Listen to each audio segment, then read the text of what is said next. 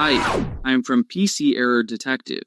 Today, I will show you how to stop pop-ups on Windows 11 so you can enjoy a smoother and distraction-free experience on your computer. Step 1.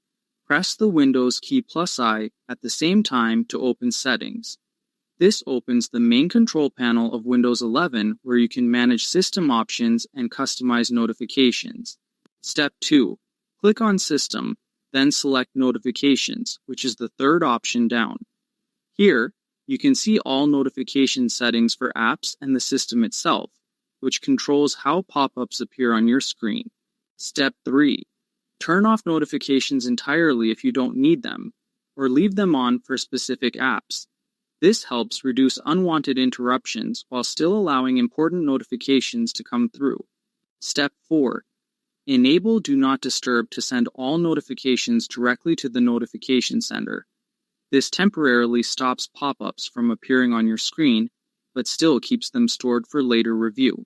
Step 5. Go to Privacy and Security on the left, click General, and toggle off all options that help block pop-ups and personalized ads. This reduces pop-ups from websites and prevents personalized ads from showing on your PC.